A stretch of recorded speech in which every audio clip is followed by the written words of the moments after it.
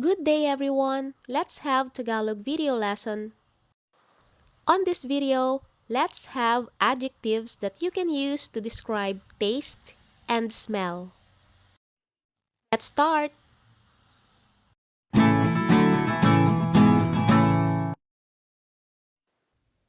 And for our first Tagalog adjective, malasa.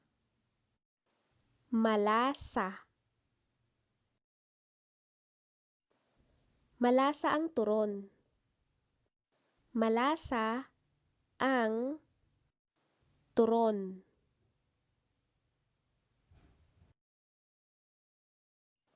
Malutong. Malutong. Malutong ang turon. Malutong ang turon. Maalat. Maalat. Maalat ba o sakto lang? Maalat ba o sakto lang? Mapait. Mapait. Bakit mapait ang ampalaya? Bakit mapait ang ampalaya?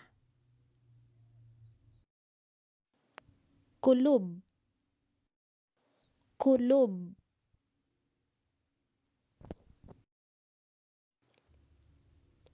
Gusto kong malaman paano alisin ang amoy kulob sa basang tuwalya. Gusto kong malaman paano alisin ang amoy kulob sa basang tuwalya.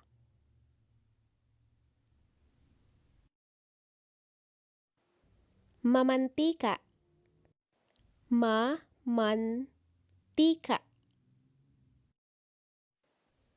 Ayaw ko ng sinangag na mamantika. Ayaw ko ng sinangag na mamantika. Matamis. Matamis. Ano ang gusto mo, maasim o matamis? Ano ang gusto mo, maasim o matamis? Maanghang. Maanghang. Maanghang ang sausawan. Maanghang ang sausawan.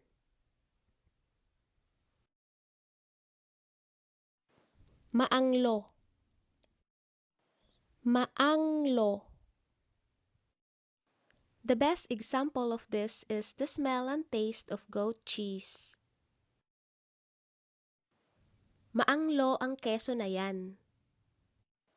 Maanglo ang keso na yan. Panis.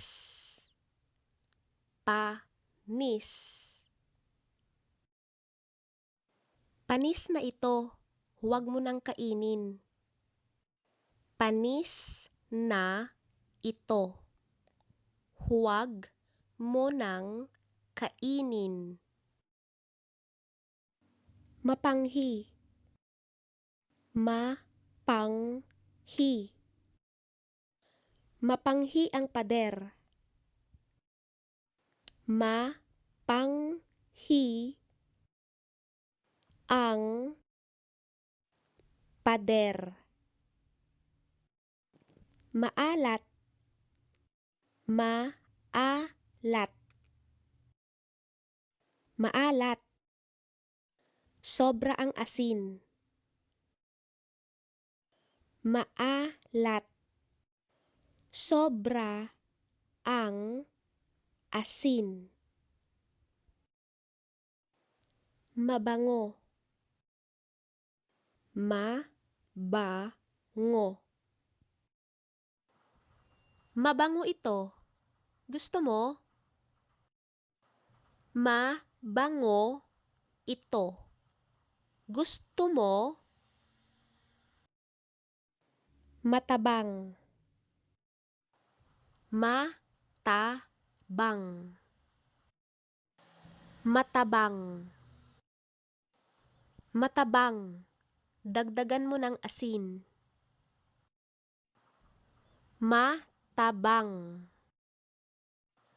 Dagdagan mo ng asin. And that's all for our Tagalog video lesson. For more Tagalog adjectives and for online lessons, link below under the info section. Until next time!